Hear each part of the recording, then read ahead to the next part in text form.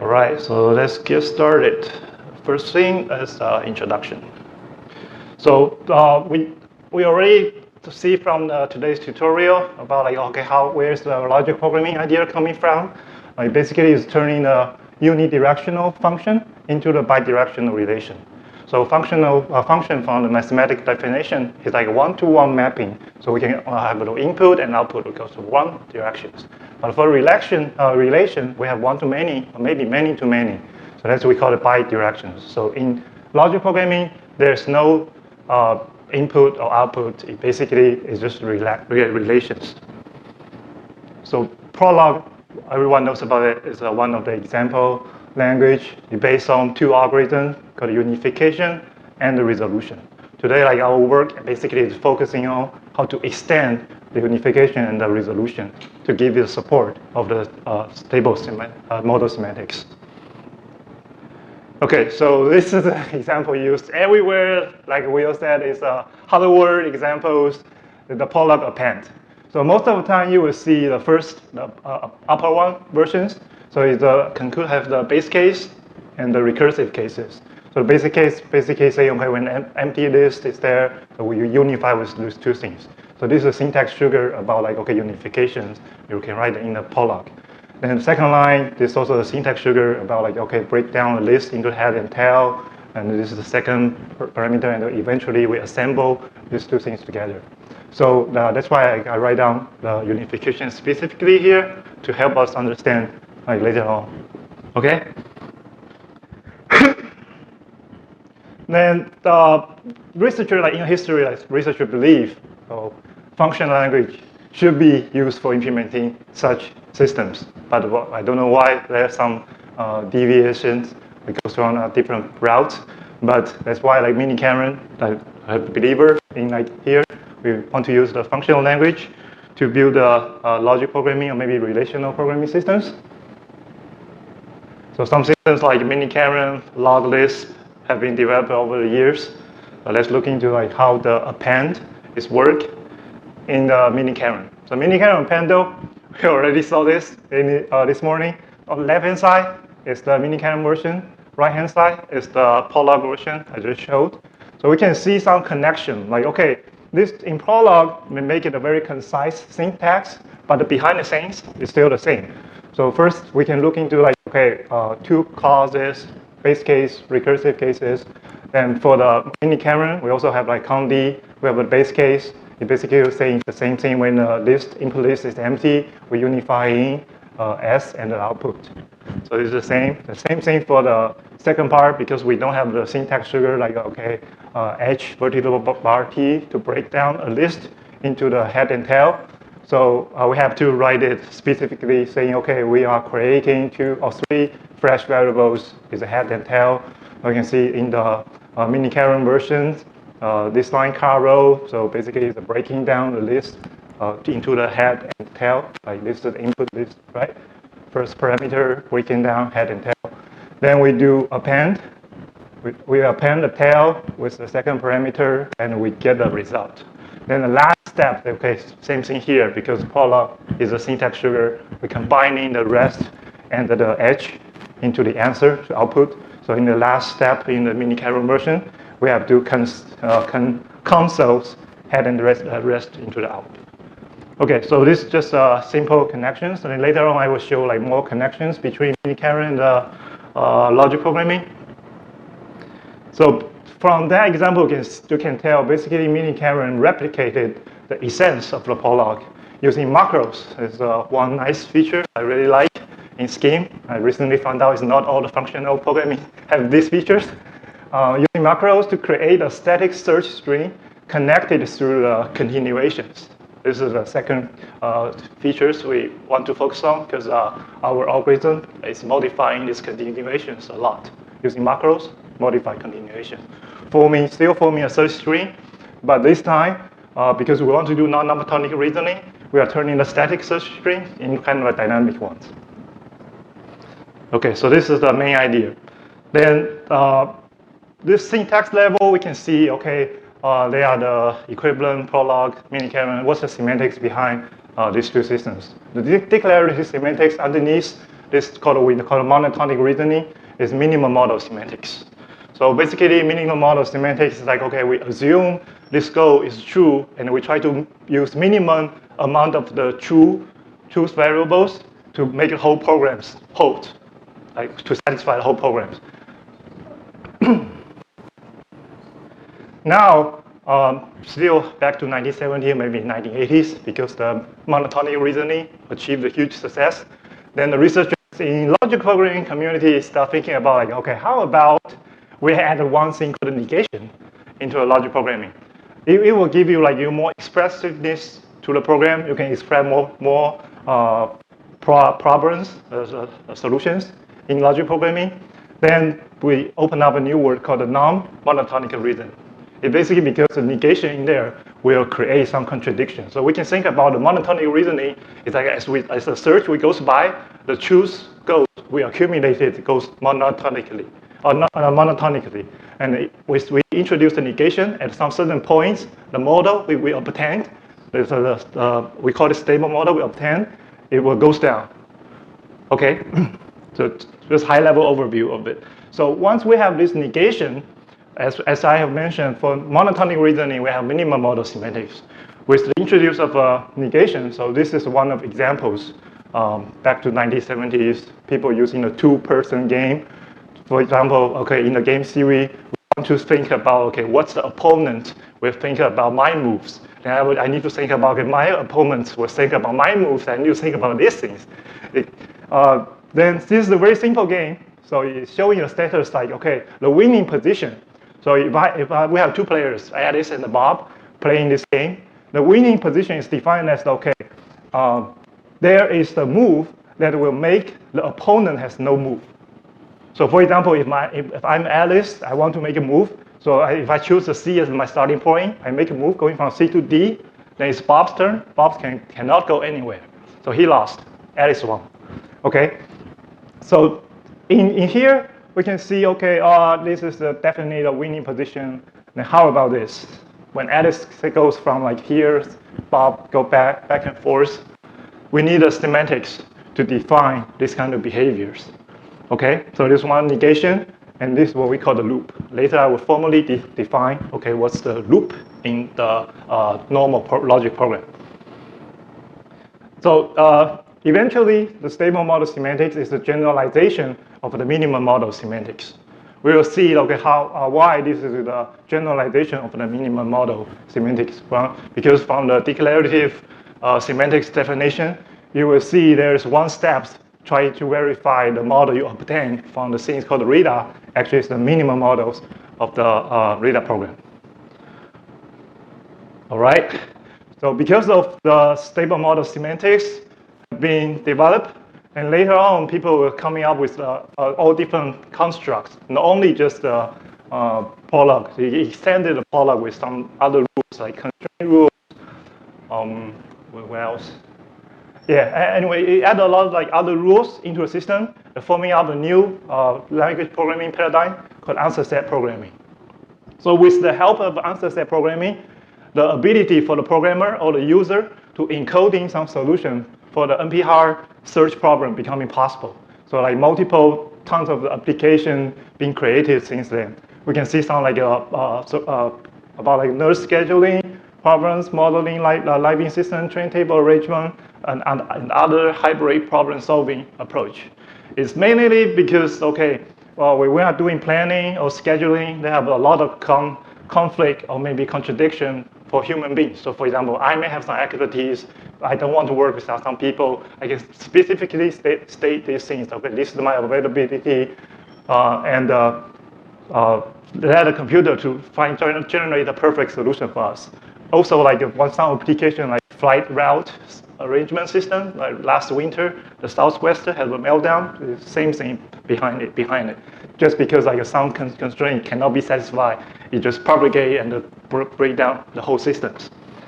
Okay, so ASP has some application already, but solving this stable model semantic is very difficult and challenging.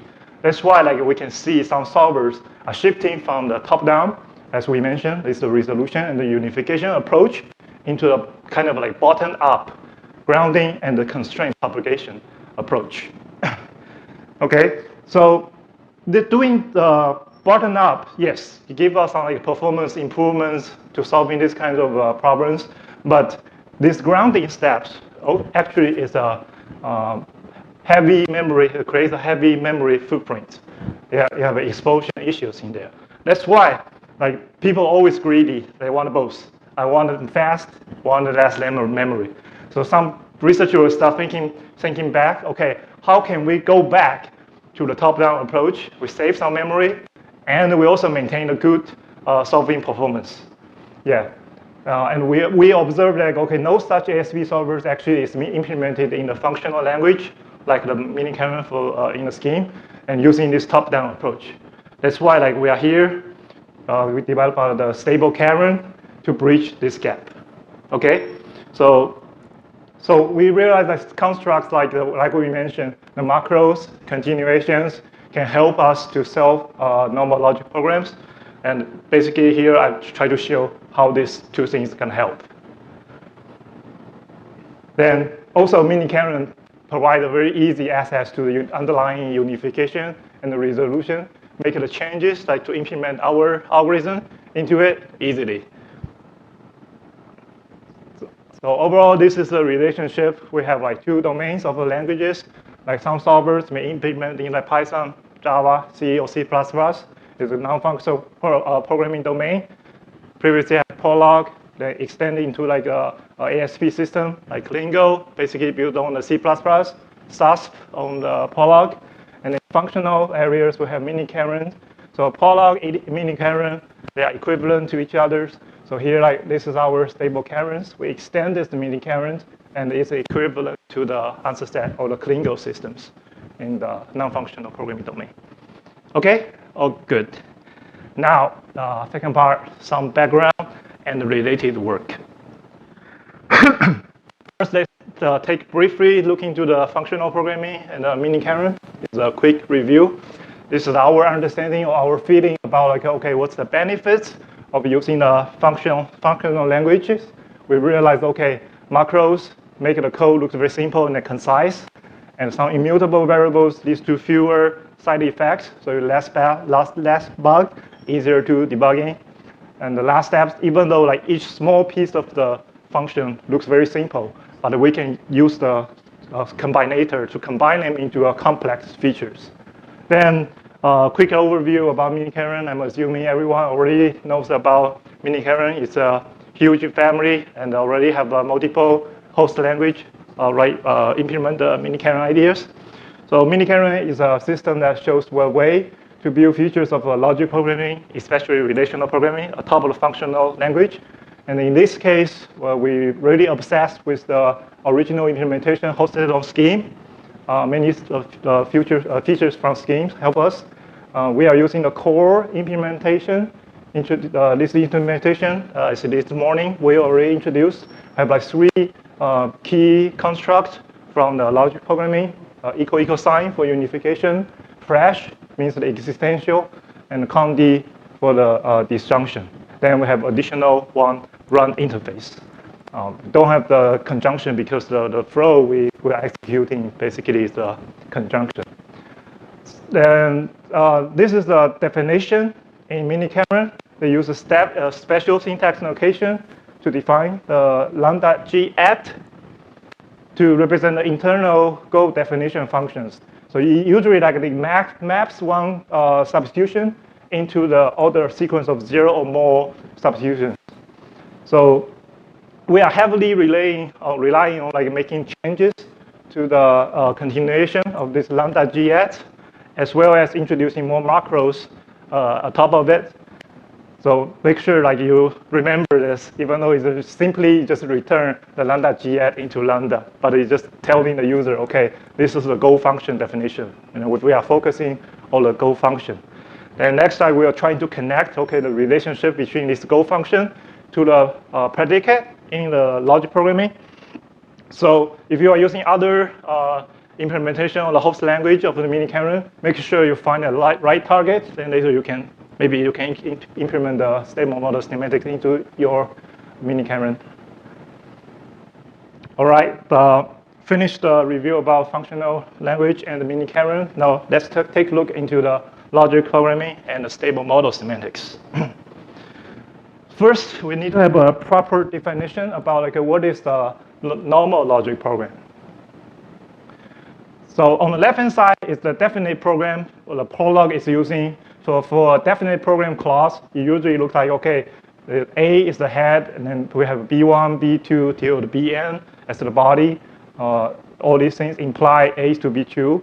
So in this case, we call the A, B1, Bn is the atoms. Then A you call the head, B is the bodies. Okay, so definite program clause, put multiple clause or the rules into a thing called a definite program. So similarly, like I've mentioned, like okay, in logic programming community, people are interested about like okay, negation. How about we introduce negation? We can see it just extended the representation with some literal has the negation in front of the atoms.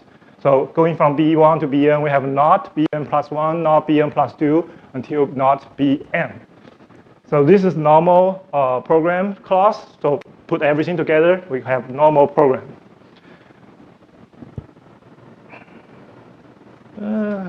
Okay. Now, the semantics in the normal logic programming we saw in the previous slides, they have multiple versions of the normal programs because like people cannot find the answers to the eventually the final version directly. So we have some like progress in the history. So it basically is based on the unfounded set defined in the logic program.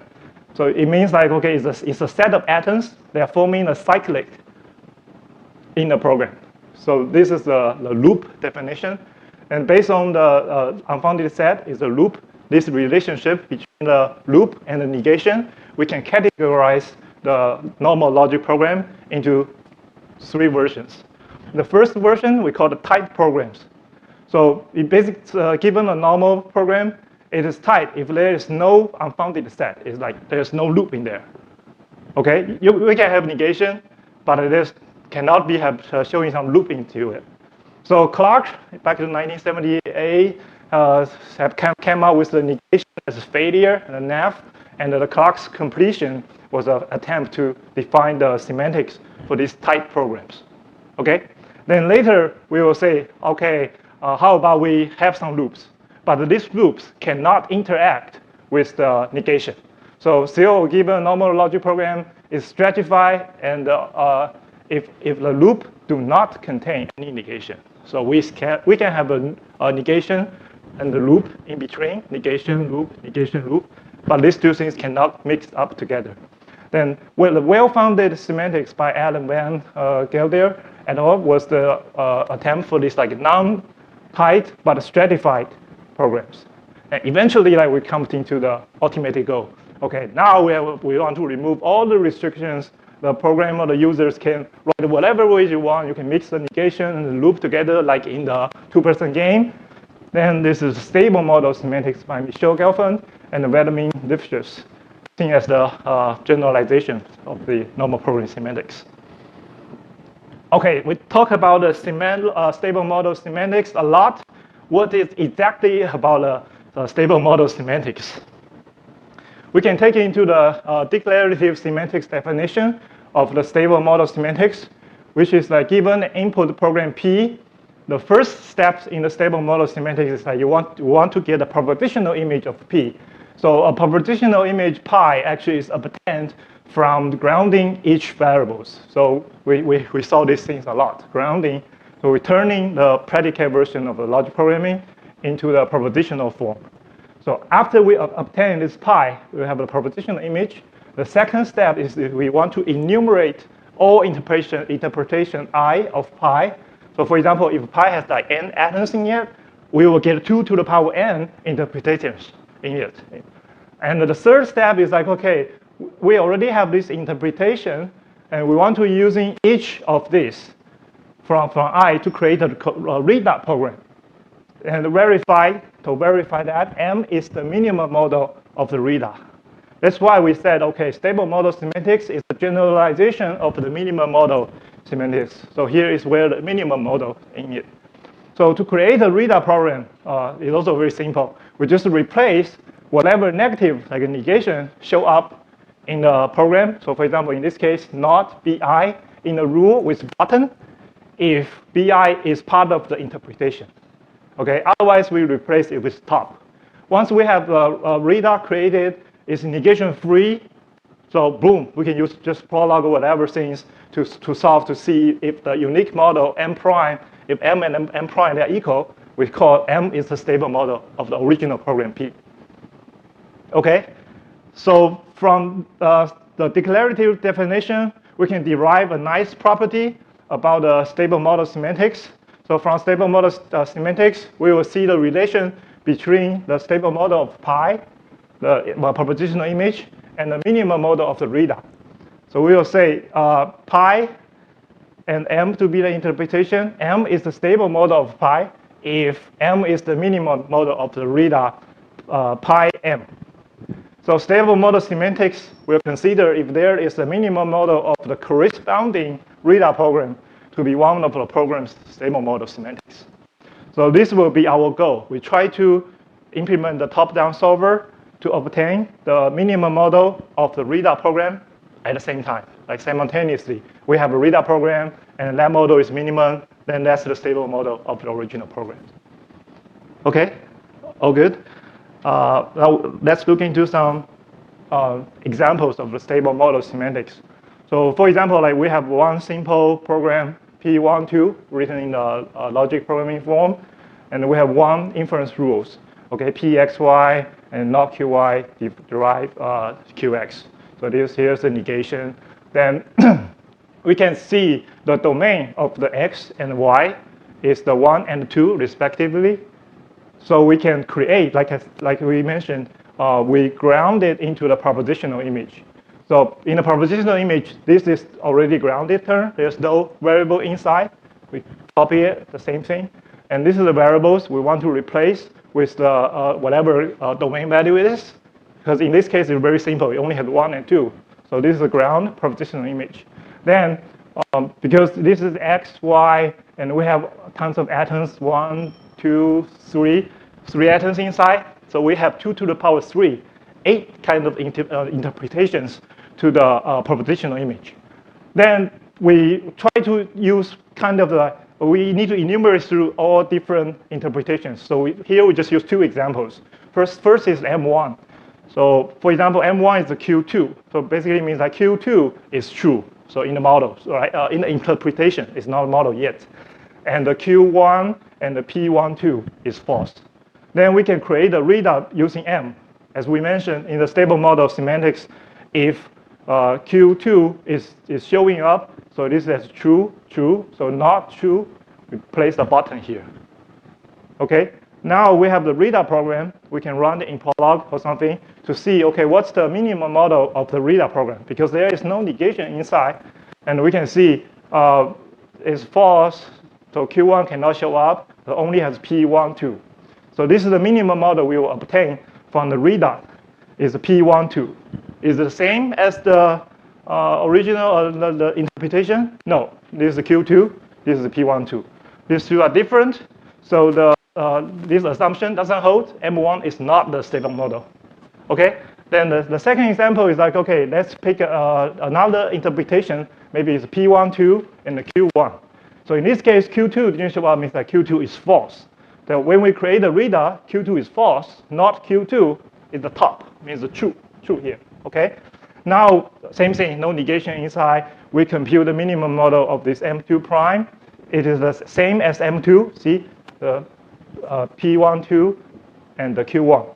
So now we can say M2 is the stable model of the original program P. Okay? Now, we know the declarative semantics is very exponential time complexity, I believe. So we have like 2 approaches to solve this logic program, as we have mentioned. It basically is the top-down versus the bottom-up. So the top-down is still using resolution and the unification.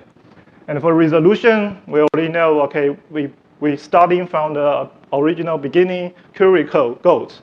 all right? We pick out one goal, we try to expand all the sub-goals inside the rules body, and to prove it, each one is true until this stack become empty. So then we obtain the model of the program. So same thing like for unification. You have two rules in here. One is like we assign the choose value to the goal. So for example, I want to know P1 is true or false. So this is one rule of the unification. It tells you the choose value of the predicate.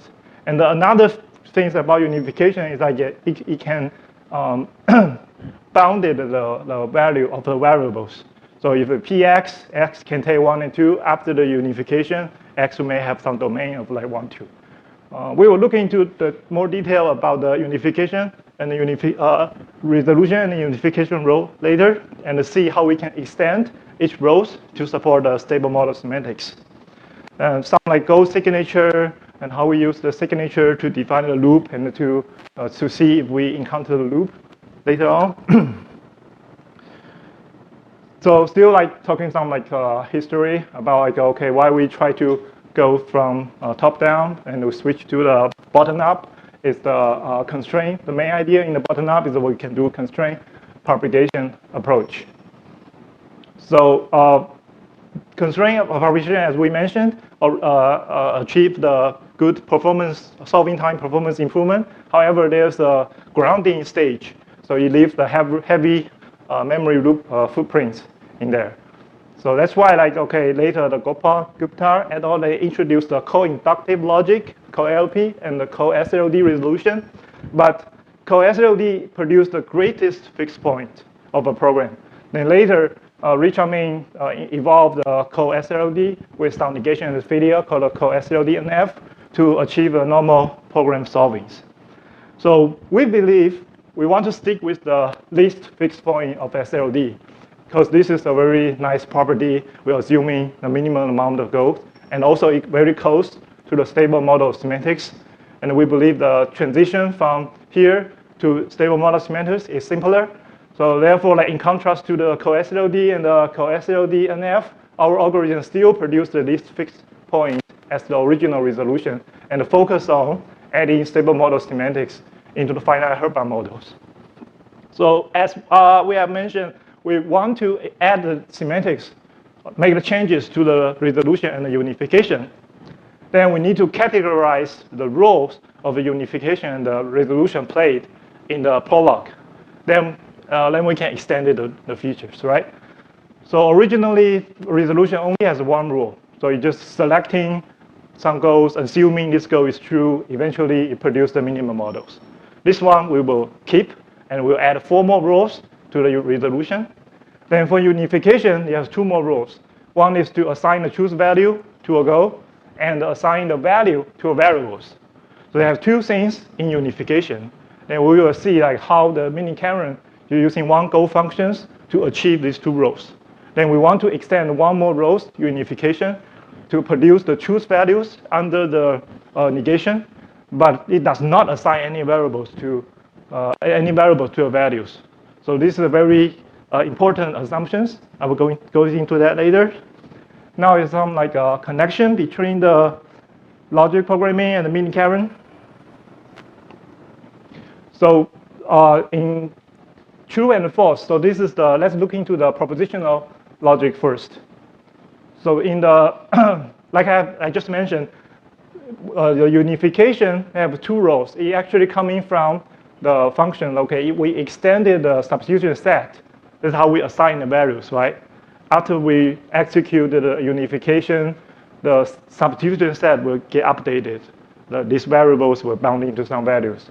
And this unification will return success as the choose values to the goals. But in the propositional representation of the miniKanren, we only use the unification to play 1 rule, which is we only return the choose values, right? The substitution set in this case, it doesn't change. It's always empty under the propositional cases. Okay? So this is how we connect from the miniKanren representation to the logic programming. So basically, with a 0 arity of the variables, of the propositional logic. In miniKanren, same thing. The variables, the logic variables, we just leave as empty.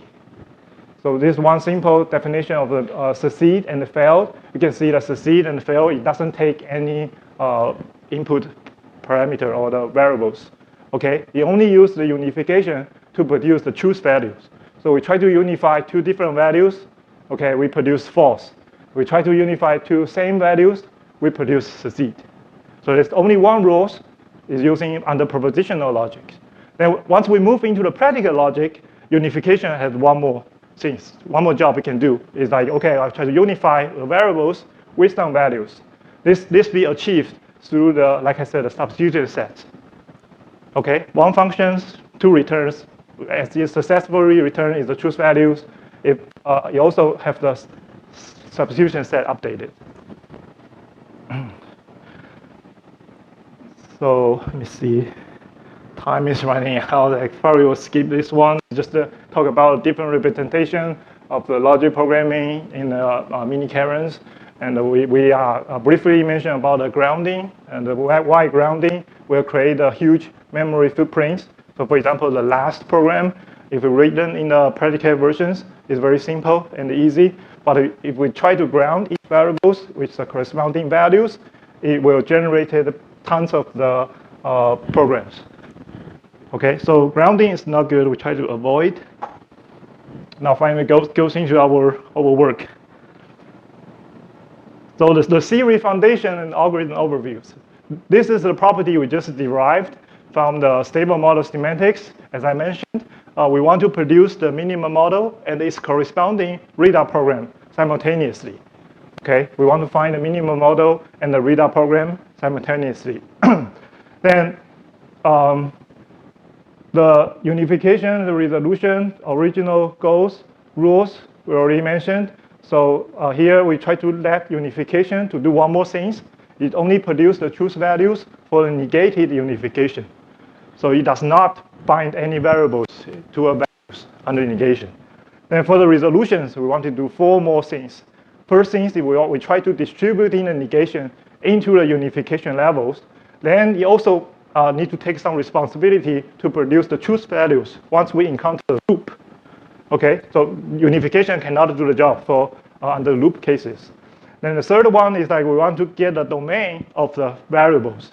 Once we have the domain, we can go through the all the values. This one is because for the fresh or the existential, under the negation, for example, not fresh, not exist, it flips the semantics into the for all. The quantifier turns into the for all. So for the resolution, we want the resolution to get the domain of the variables and iterate through all these values.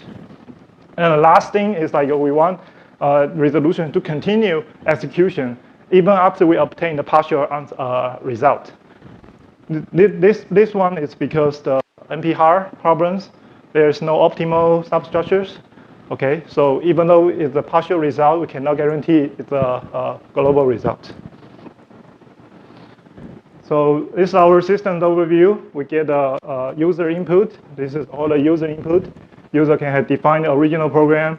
User have the input query. Original program still here. And we have using some like a construct from the miniKanren and the scheme. In the blue part, we have macro, transformers, run interface, still from miniKanren. And our outputs, for example, the stable Karen program, we will complete the program, put in here. We have for all values, the domain values, and some other helpers, for example, loop detection, partial result set, and negation handler. All right, so this is the big assumption. We have already seen it so many times, like unification under the negation. It doesn't produce any values. So you only can produce the truth values. So we need to make sure the variable is safe under the negation. So for the safe, means like, okay, there's no free variables. Okay, so this is the key takeaways. And it's just like, okay, in Prolog, or maybe in miniKanren, the ordering of you are writing the program matters. And the same thing here, the ordering also matters. We can do some rule rewrites later, but we just, in our algorithm right now, we're just assuming the variable is safe. and we leave the safety issues to later. We can resolve at the compilation time and the runtime as well. So we want the input program to follow this clause. Okay, we put all the positive goals behind the negation goals, and we assume all the variables used inside the negation goal will get the values. Okay. Then with this assumption keeping in mind, then we can start our journey into the integration or implementation of our systems. So first thing is that we want to meet with some new friends. As I've mentioned, this is a very important construct, the lambda G add. We try to add more things into this continuation. So we introduced two new friends here. One is called negation counter, N, and the call stack frame, CFS. So for a negation counter, it basically just do one thing, to record how many negations we have seen. There's one negation, okay, 1, 2, 3. I will show how to use it later. But as long as there's a notal, so there's not operator here, we just do simply +1. Okay? Then same thing for the call stack frame. So call stack frame is recording the calls to help us to detect the loops, right? So as the stack going up and we see the goal we tried to prove previously, means we are in the loop. Then we start handling the loops. So this is the two new friends will help us to achieve the normal program solving. Now the first thing is like I mentioned, we want to give a new role to the unification, the turning upside down, right, from positive to the negative. Originally, we already mentioned unification 2 roles, but under negation, you only want to provide 1 rule, which is assign a truth value to the negative goals. Okay, it's doing nothing else because a huge assumptions there. Whatever input you give in under the negative unification is all bounded or grounded. So we can safely produce the truth value of this goal, negative goal. So this negative unification, we treat it kind of like the base case in our algorithm where the negation direct applies to the unification. So in this case, you only produce the truth values. Then later we will see how we distributed the negation to these unification levels through the resolution. Okay? We'll call it down to the base. We already have the base case. Now we want the negation to be distributed to the base case, the unification level, through the resolution process. So how to do that? We start from the propositional logic first because it's simple and easy, and it can be done using the De Morgan's rules. Okay? Because in propositional logic, there's no variables inside. It's just a bunch of the single things like here, the Q and R, no variables, S and the T. So we want to make sure, okay, this is the positive versions, and the complete negative goal is like, okay, count D is the conjunctive, is a disjunctive normal form. So it's like, okay, to prove P is true, we have 2 ways, either it's QR or ST. Then once the negation applies to here, under the De Morgan's rules, right, we turn in the DNF, disjunctive normal form, into the conjunctive normal form.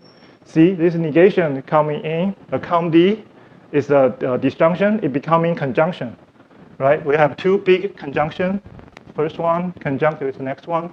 Then the negation goes inside. The first rule is the conjunction, Q and R, turning into Q or R, and the not goes inside, right? The not P, the not right now, it eventually reach the unification levels. So this is the De Morgan's rules will be used for the propositional case. So this transition can be implemented in the macro very concise and easily. You can see the count D. So this is a transformation. Once we match the goal with count D. This is a high-level disjunction. We want to convert it into the conjunctions. And inside each clause is the conjunction. We want to turn it into the disjunction. So this is basically these 2 macros doing, flipping things around. So we can distribute the negation from a very high level all the way to the unification level. De Morgan's rule for the propositional logic only. And one thing we need to notice about, like, okay, in the previous slides, there is the negation, like not for the how can I say, the template, or sorry, there's a negation in front of the go, but here, like, we don't showing up this here. This is the reason, because the county happenings under the negation only. So they're already carrying the negation counter is the odd numbers, indicating, okay, implicitly have the negation inside. Okay, just one small thing. Only 2 minutes. Maybe after I finish this one, then I would say there have more things about, like, how we deal with the variables and the domain of the variables, turning the execution route, a lot of things. But there's one thing, like, we want to wrap everything into one goal. So even though, like, user only define the positive goal, we want to generate the negative goal as well. So that's why we have a defino. It's a naming convention. We have O appended after the define. So defino is basically combine the two things together, the positive goal and the negative goal, into one thing. So the user don't only need to write or defino positive goals, then we will generate the negative versions implicitly. So stretch out basically tells about, okay, how we're moving from propositional logic to the predicate logic. The De Morgan transformation does not work for sure. Under the predicate logic, you need to analyze the property in there, because these two things are not mutually exclusive. They are connected. They have some relations together. So you need to come up with the transformation. So this is our transformation to replace the De Morgan's rules under the predicate versions. And we also need to update the macro we defined on the previous slides to support this kind of variables inside. Then later, once we introduce the variables, we need to know, okay, what's the variables domain is. So for the variables, once you get assigned to values, we identify the generators. We have saw many concepts in the previous talk already. This generator basically is the first unification to turn the unbounded variables into the bounded variables. So once we encounter these generators, we want to let the resolution to change the execution course. Okay, previously you are like essential going through one by one. Now let's go all the way to find out all the values. That's why we call it code on the fly. So this is a dynamic search graph in here. So this domain value obtaining process need to based on the context. So once we obtain the values, once we obtain the values, we need to have a for all things. For all is basically iterates through all the values of the domains and to check if they still hold. Now I have some like loops we need to handle. We categorize the loops into positive loop, negative loop. Furthermore, negative loop have odd negative loops, even negative loops. All these loops creating some troubles, but it's not a strange loop for sure. We can, like I said, we already record how many negation we have counters. So during the computation time, we can see, okay, this is the positive loop, negative loop. We assign the proper semantics to it. Let me skip through this. Some examples about like, okay, what's the empty models, where is no models coming from? Now for the loop, it creates some situations. For example, the odd negation loop, it creates a contradiction. If all the contradiction in your program cannot be resolved, your program is unsatisfiable. That's one very important concept. And also, like when you have even negation loops, your answer set actually is splitting. That's why we may have like multiverse issues here. So one easy example about the multiverse issues is the example slide. No, it's not showing on the slides, but it's like, okay, Alice and Bob go into a conference. So they are like stating out the preferences. If Alice is going, Bob is not going, or Bob is going, Alice is not going.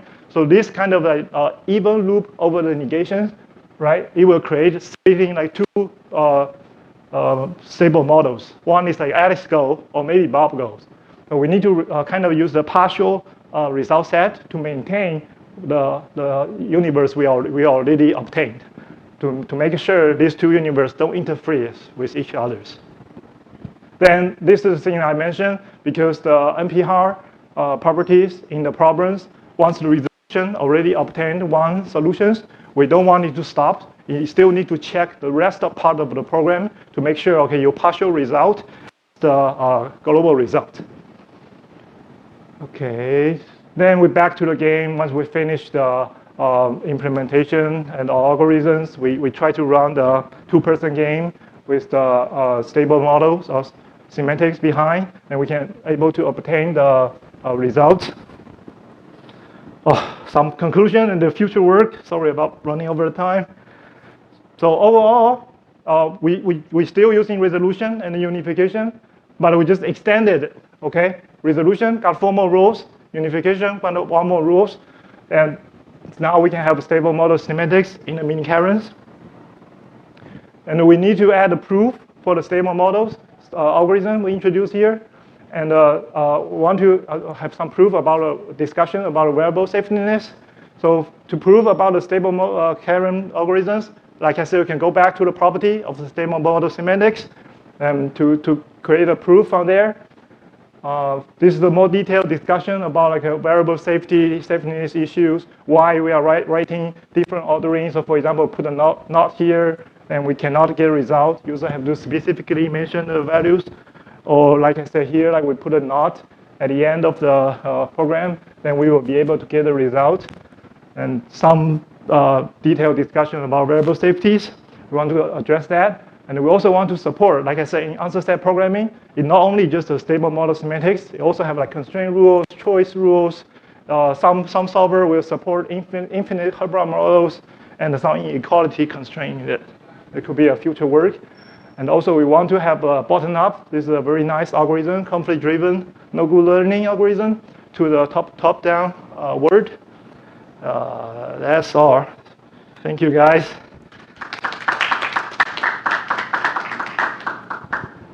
Thank you very much. That was fascinating, and I look forward to playing around with this implementation. I'm afraid we're over time, so we're going to have to move on to Evan